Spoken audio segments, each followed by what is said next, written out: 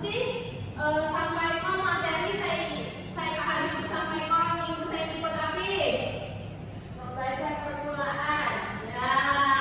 Nah, minggu saya ikut kan belajar tentang membaca permulaan ya.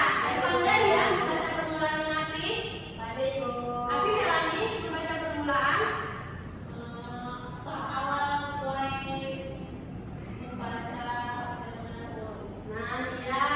Nanti Sinji kan masuk mit menulis permulaan. Nah, menulis permulaan ini kan Anda menulis anak surat atau anak huruf. Nah, anak surat atau anak huruf berfungsi sebagai tanda bunyi. Bilang pembelajaran Hani Sinji Han harus belajar memilih anak surat ya. Ya Bu. Nah, di contoh nih, buat anak surat tengen atau nengen ya. Di nengen, nah ini nengen ya. Ya Bu. Ibu salah tulis ya. Nah, tengen atau nengen berfungsi sebagai tanda mati atau letak nih di belakang lebay surat.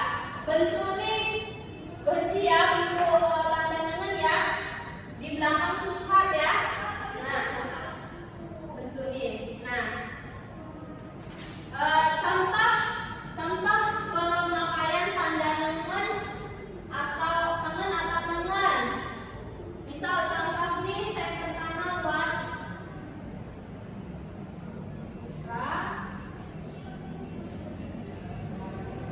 nah jadi kakak.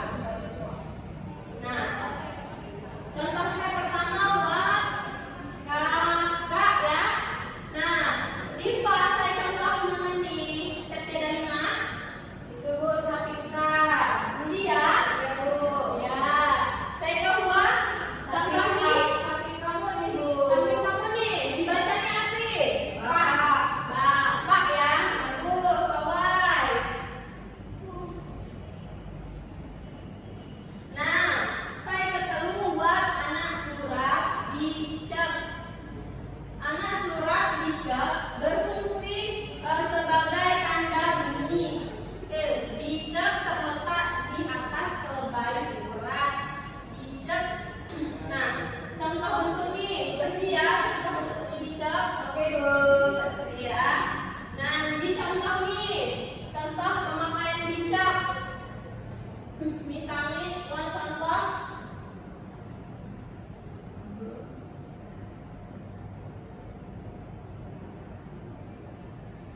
Nah, di contoh nih ya, contoh nih buat beras. Nah, contoh bijak ini buat beras. Dipa letak di bijak Melani di atas aksara. Ya bagus. Saya kedua di Dipa letak bijak nih tadi mah di atas aksara gam. Nah ya bawah ya dari majalah Melani. Bu Nabila pengen aktif ya. Apa Api Nabila pandai? Pandai ya. Nah, selanjutnya anak surat ulan. Nah, anak surat ulan terdiri ada dua macam. Ya dong, ulan saya berfungsi sebagai tanda bunyi dan ulan saya berfungsi sebagai tanda bunyi i. Dua bentuk ini sama, ain berbeda. Amun ina contoh ini uji. Nah, bentuk ini ji i.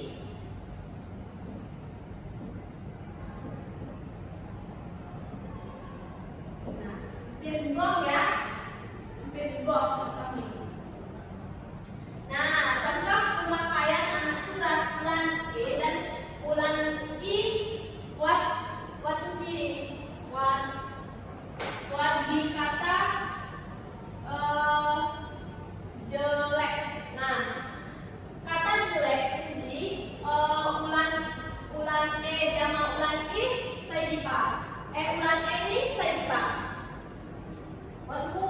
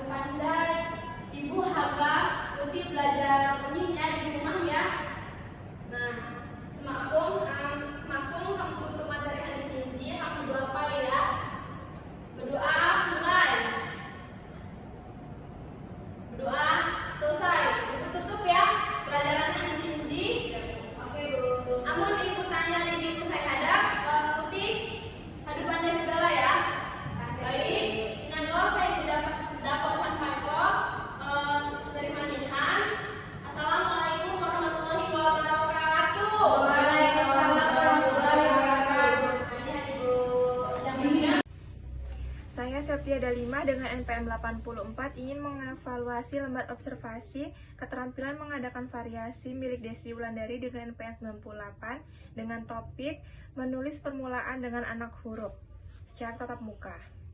Yang pertama, variasi dalam gaya mengajar guru.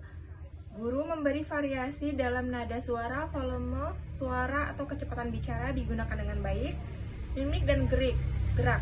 Guru mengadakan perubahan mimik dan gerak atau tangan dan badan untuk memperjelas penyajiannya digunakan dengan baik.